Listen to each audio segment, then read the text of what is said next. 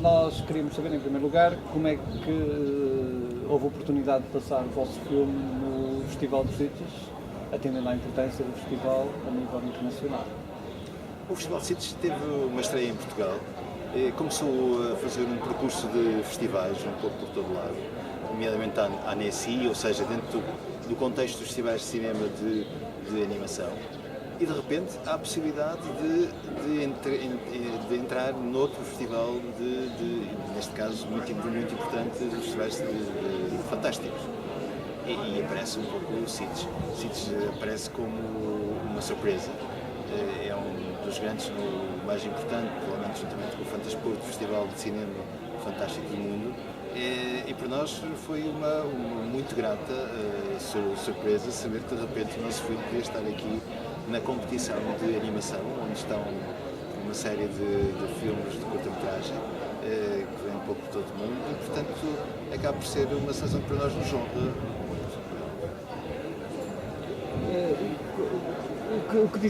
O que disseram ao público na apresentação do filme, atendendo a que a sessão onde foi apresentado era uma sessão cuja seleção já tinha sido muito criteriosa. Como é que apresentaram o filme ao público?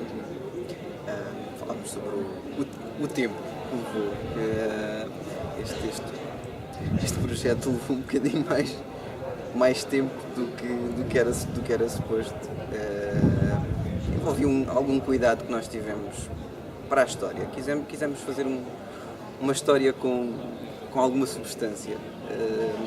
Queríamos experimentar este género do terror, mas os ingredientes que nos propusemos explorar exigiam um bocadinho mais de trabalho, de substanciar a história. Nós queríamos fazer experimentar um filme de terror, de horror, se calhar, mas que explorasse um bocadinho algo que não é muito normal, talvez. Não sei se conseguimos, que é a beleza da morte, a beleza do lado mau. Quisemos explorar os opostos, o bem e o mal, o belo e o feio, e como se calhar a morte e a vingança são ainda mais más se ver a beleza que pode ter. E isto pelos olhos da criança, da Salva, a personagem principal, muito inocente, muito bonita, cheia de flores, mas que no final tudo isso é visto de outra forma. E ali falámos um pouco sobre esta dificuldade que tivemos no argumento. Demorámos 2 anos a fazer a história e 3 anos a produzir e a realizar e a animar, porque queríamos que também tivesse uma plástica que tivesse a ver com uma ideia principal do filme, que era o fio condutor do filme, o narrador, um dos narradores, é o vento. Queríamos uma questão que nos assombrou, entre aspas, era até ao final do filme, era como é que o vento vê. Nós sabemos que o vento não vê e não queríamos pôr lá um personagem com cara nem olhos, não queríamos isso, mas queríamos que se sentisse que estamos a ir pelo vento. Então, uma série de arrastamentos e de distorções da imagem. Teve que haver aqui alguma investigação mais filosófica em determinados momentos e outra a nível gráfico, saber como é que podemos transmitir isso. Isso foi o que falámos ontem nos Sitges, um pouco disso. Se calhar aqui falei mais do que isso, do que falámos lá. E falámos também um pouco de produção, ou seja, o tempo em si, o facto de ser um filme com 12 minutos. No nosso caso, demorou tanto tempo fazer este filme de 12 minutos, quanto tempo que foi para se fazer a primeira longa-metragem de cinema de animação português. Sim. Portanto, o que significa que cada filme é um projeto em si, cada filme tem a sua história. Portanto, não se pode medir o seu tempo de produção com o tempo da sua conclusão, com o tempo da sua exibição. Não é? E, portanto, isso também foi uma das mensagens que ali deixámos antes de começar a sessão e antes de podermos assistir à exibição no meio de um conjunto de filmes do Conto do Vento. Como é que foi a reação do público ao vosso filme? Foi exuberante? Aqui, esse dia. Foi fixe. Acho que foram aqueles que aplaudiram mais. Parece. É capaz de ter sido. Não é? Mas sim, De qualquer se maneira calhar- foi se calhar uma boa naquela salva de sessão. palmas, isso foi. Foi. Isso foi. Foi generoso. Parece-me que foi bom e depois as pessoas com quem falámos também as pessoas gostaram. Sim. E atendendo ao programa, que era um programa de curtas-metragens de animação, como é que vocês sentiram que o cinema de animação português, nomeadamente, que vocês fazem muito bem, como é que está relativamente ao cinema que se faz por todo o mundo e que o Festival de Visitas acaba por trazer o melhor do que existe? Não sei se é impressão minha, mas aqui senti algum carinho especial. Acho que parece-me que já ouvi não só da Conte do Vento, mas dos filmes portugueses em geral. Parece-me que senti que é visto com agrado que se vejam produções portuguesas aqui. Que isso é importante para estes lados. Eu só acrescentava, completamente de acordo com isso, eu só acrescentava que as produções que eram muito boas, ou seja, a seleção dos filmes de curta-metragem que passou eram muito boas, nós só vimos esta sessão, que significa que isto foi 1/3 dos filmes que foram selecionados, mas parece-me que o Conto do Vento que está ao nível dos outros, isso para não dizer mais porque sou uma parte interessada, portanto, mas acho que sim, acho que não fica mal a passagem do Conto do Vento no conjunto daquilo que foi a seleção de curtas-metragens, várias delas também animação 3D, eu quase diria que era provavelmente a maioria, eventualmente, e portanto acho que foi uma boa exibição, ou seja, que o Conto do Vento se integra ali muito bem dentro do contexto dos filmes que foram selecionados.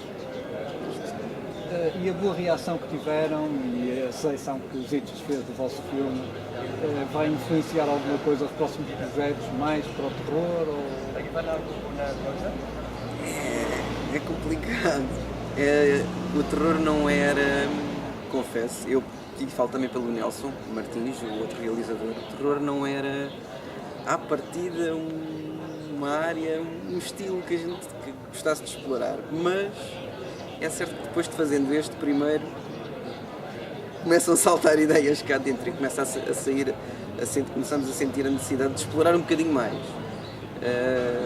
Se calhar, não propriamente no terror, mas o fantástico, na forma mais generalizada, surrealismo talvez, de algumas situações. Acho que sim, acho que vão influenciar as próximas produções. Uma que já está a caminho, que eventualmente terá algum toque. Bom, eu só acrescentava que eu acho que o próximo filme do Cláudio vai ser um filme fantástico, que vai estar, que se puder estar em sítios vai ser um prazer renovado, e acho que é um filme para estar nos festivais deste género, portanto, por começar pelo Fantas, por passar por sítios, um pouco por passar por conjuntos dos festivais que têm uma apetência muito grande pelo fantástico. Eu acho que o próximo daquilo que temos conversado, daquilo que tem sido desenvolvido, da forma como estes projetos têm estado a começar já a crescer, eu acho que vai estar por ali, ou por aqui. Ou pelos dois lados. Por comparação com os outros festivais onde vocês lidam com mais frequência, que são festivais de animação, festivais de curta-metragem, depreendo que há público para curta-metragem em festivais de basicamente longas-metragens. Essa faceta também é importante ou não? Devolver os filmes aos espectadores que têm poucas oportunidades de o ver. Eu gostei muito de ter estado nesta sessão, porque era uma sessão numa sala bastante grande, não sei o número de lugares que tem, mas várias centenas, e a sala teria também várias centenas de pessoas a assistir, que estiveram até ao fim, portanto, ou seja, havia ali uma grande apetência. Por outro lado, vi outras sessões aqui em sítios de longas-metragens, onde antes passaram curtas-metragens, inclusivamente uma sessão onde passaram 3 curtas-metragens. Portanto, e o público ali ficou, e parece que há claramente um espaço de capacidade muito grande para se assistir a curtas-metragens juntamente com longas-metragens. Juntando também salas bonitas, como já vimos aqui. Claro. Salas interessantes. Bonitas, grandes e com muita gente. O que faz com que seja um festival, faz com que seja cada vez mais festival quando se pensa em festival. Com estas condições. Com sei se posso fazer referência ao Motel X, mas então fica só aqui em relação a... fica só aqui entre nós. Mas o Motel X, pelos números também que saíram e pela minha percepção quando estive lá, já o conheço há 4 anos, que era a 6ª edição, talvez? Quinta? Sim. Mas nota-se um crescente de espectadores no interesse dos filmes de Fantástico. E acho que este ano foi mesmo que tiveram mais gente. Eu próprio comentei lá com o pessoal da organização e eles estavam mesmo a concordar. Está de facto muita gente mesmo. Bateram os recordes por 30%. Muita gente interessada em ver filmes fantásticos nesta área e é fixe. Em Annecy, por exemplo, é que achei que foi... Eu fiquei boquiaberto com a presença de tanta gente para ver filmes de animação. É um estímulo fantástico de cada vez fazer um melhor trabalho, um melhor filme, para ver se traz mais gente, porque acho que é de facto uma área a explorar, muito interessante. Era só uma parte e tal. Podemos manter nesse tema. O cinema de animação venceu 2 anos seguidos o Motel X. Exato, e por acaso também foi uma conversa que tive até há 2 semanas atrás, talvez, com alguém que me telefonou do Motel X, que eu não me lembro, mas ele estava-me a perguntar sobre essa questão, porque já lhes tinham dito que talvez eles tivessem a necessidade de ter uma secção só de animação, porque já se ouviu, mesmo em relação à Ponte do Vento, ouvi alguns feedbacks, e mesmo através das redes sociais, que filmes de animação não eram filmes de terror. E na verdade eu não concordo muito com isso. Quer dizer, depende, né? É cinema. Atualmente temos animação a misturar-se com a imagem real. Às tantas, a um nível que já nem se sabe bem se é imagem real ou se é 3D ou se é mais efeitos especiais ou se é outra coisa. Mas há uma coisa que tem que ser aqui muito importante, que é a história. Para mim, pelo menos para mim, o conteúdo da coisa. O que é o filme? É um filme ou é apenas uma experiência? Se é uma demonstração de efeitos especiais é uma coisa. Se é um filme só para show off, o que tem que se prevalecer aqui é, como estávamos ainda há bocado também a falar no trânsito, é o cinema. Mostrar que estás a fazer cinema. Se é animação, é apenas animação. A animação é uma técnica, é uma ferramenta, não é um fim. Não gosto muito às vezes quando perguntam o filme é em 3D. Não, o filme não é em 3D. É um filme de animação. Eu faço 3D, mas não gosto que os filmes sejam avaliados por serem 3D. É um filme de animação. É um filme. Se é animação, ok, é uma técnica que eu escolho. Por isso não sei se concordo muito com eles dividirem aquela área, mas percebo. Porque há pessoas que vão e já é o 2º ano que há um filme de animação, né, que ganha o Motel X. Alguns dos espectadores podem não gostar muito disso, né, mas... A minha dúvida é se realmente, havendo 2 competições, uma para imagem real e outra para animação, não separa melhor as situações, até em termos de atribuição dos prémios. Talvez. De facto, comparar a imagem real com a animação é capaz de não ser justo nem para a animação, Lá está. nem para a imagem. Eu percebo, mas... Persepolis, por exemplo, ainda estávamos a falar disso. Poderia eventualmente, ou algum filme da Pixar, vamos para um extremo, porque são de facto os melhores, não é? DreamWorks e Pixars e afins. Até acho que havia o risco este ano de melhor filme ganhar. Na verdade não me lembro qual é que era o filme. Toy Story 3. Toy Story 3, talvez de E ganhar Alice melhor War. realização ou melhor filme nos Oscars. É que estamos a um nível onde eu acompanhei, eu vi o Toy Story 1 e vi o 2 e vi o 3 e eu no 2 chorei, eu chorei. Também chorei, mas foi de raiva quando vi Missão Impossível 2, mas isso é outra coisa. Mas o Toy Story é de facto um filme que nos toca e neste 3 eles souberam passar para um nível seguinte, que é eles criaram afinidade com os personagens. Nós sabemos quem é aquele puto que o vimos em criança E sabemos que agora ele vai para a universidade e sabemos como é desapegar-nos das coisas que estão em casa. São coisas que são mais do que um filme de animação. É humano. E embora estejam ali bonecos, é aquela sensação humana, é aquela emoção que é nossa, que transparece. E se fosse um filme de imagem real, seria melhor? Não sei. É uma longa-metragem, não é uma curta. As curtas, se calhar, possibilitam, na minha perspectiva, experimentarmos técnicas novas. Uma linguagem nova, eventualmente. É mais difícil ou mais arriscado fazer uma longa-metragem, demora mais tempo e se resultar mal. Eu, apesar de tudo, acho que há de alguma forma uma diferença gráfica entre a imagem real e a animação. Que de alguma forma coloca também parâmetros diferentes e muito específicos. Que obriga, por exemplo, em que haja alguma dificuldade para um júri atribuir prémios quando estão em conjunto filmes que graficamente são tão diferentes.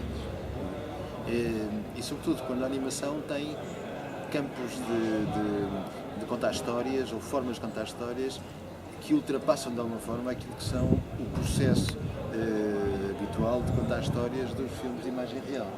E portanto, de alguma forma, digamos que há limites diferentes entre um e o outro, apesar de tudo. E o que faz com que, efetivamente, a mim me pareça e perceba porque é que os festivais atribuem sempre prémios diferentes entre imagem real e animação. Exatamente porque há contextos que acabam por construir uma base para um trabalho de um júri que acaba por ser, que acaba por ajudar muito, por um lado, e por outro lado também ser muito justificado. Pronto, estávamos a ouvir-te falar na Persepolis. Bom, na altura, Persepolis participou ontem num filme, num longa-metragem que aqui passou, um filme de imagem real, onde a animação é muito importante. Portanto, é óbvio que estamos em caminhos onde cada vez mais há uma mistura entre os dois mundos, mas apesar dessa mistura, há espaço para essa diferença. E, portanto, digamos que eu diria que continuar a haver uma separação de prémios, ou pelo menos que hajam alguns prémios que se separem entre imagem real e animação, isso contextualiza também a forma como graficamente os filmes são trabalhados. O gráfico aqui entre comilhas, Só fazer uma pergunta, uma questão técnica. Como é que ousaram fazer em plano de sequência? O vento está em toda a parte e é eterno, mas... Eu sei porquê. Fazia parte da ideia original. Era o Nelson, quando teve a ideia do argumento original e que veio falar comigo, e quando nós começámos a falar, a ideia logo principal era o conto do vento. É o vento que conta a história daquele sítio. É como se passasse por aqui uma brisa com memória. E ela não tem cortes nem efeitos. Ela passa por aqui e lembra-se de uma outra vez que passou por aqui e conta esta mesma história. Fazia sentido que fosse um plano de sequência, assim, 12 minutos de um sítio onde o vento se lembra que era de uma história de uma menina e depois vai para outro sítio e lembra-se de uma mosca que passou e vai para outro sítio e lembra-se da aldeia que houve a discussão e não conto mais, não é?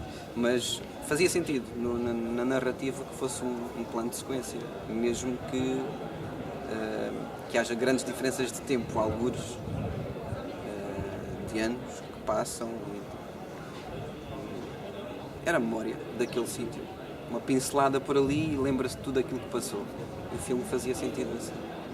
Há outra razão para isso, é que a filmografia do Cláudio é constituída por 3 curtas-metragens, todas elas em plano de sequência. Portanto, que eu me lembre, o Cláudio é autor de 3 dos 5 filmes da cinematografia da animação portuguesa que são feitos em plano de sequência. Isso dá algum peso. Está boa. Há uma coisa que eu acho que também é bom de ressalvar, é que o vosso filme, que eu me recordo, em Isitos, esteve Manuel de Oliveira com os Canibais e agora esteve Coisa ruim. Coisa Ruim, portanto também é uma longa-metragem, mas a nível do Animate, que eu me lembro, é o primeiro que passa em Portugal. Portanto, eu penso que isso também é uma situação muito gratificante para o cinema português e para o vosso trabalho em particular. Isso quase significa que a terceira vez chega à animação. A primeira, Não o sabia cinema, dessa. primeiro Manuel de Oliveira, Claro. depois A coisa ruim tem. Exatamente. É engraçado, porque o coisa ruim foi um dos motivos pelo qual nós escolhemos a personagem, uma das personagens principais da Conto do Vento. Quando pensámos na voz da personagem principal e da mãe, e que faria mais tarde, não revelando muito, mas da mesma personagem, mas mais velha, é a Maria Daires. E a Maria Daires, fabulosamente e fantasticamente aceitou o convite, não desconhecendo lá nenhum, foi muito interessante. E a Maria Daires participava no Coisa Ruim. E eu tinha em memória esse registro dela, que eu gostei muito, e já conheço o trabalho há alguns anos. E convidámos, ela aceitou, e então, muito obrigado, Maria Daires. É uma Foi coincidência. excelente. E a filha, a Maria Sim, João, legal. que também não conhecíamos e que foi uma excelente surpresa. Muito engraçado também, porque quando vimos a filha, nós já tínhamos feito o boneco, a modelação da Salva, a personagem principal. Mas quando vimos a Maria João, achámos uma coincidência muito engraçada, porque eram muito parecidas. O boneco que estava feito da Salva e a filha da Maria Daires eram muito parecidos. E a miúda identificou-se logo com o personagem, com a história e a voz, e nós gostámos mesmo também da voz dela. E foi uma feliz coincidência. Muito obrigado às duas.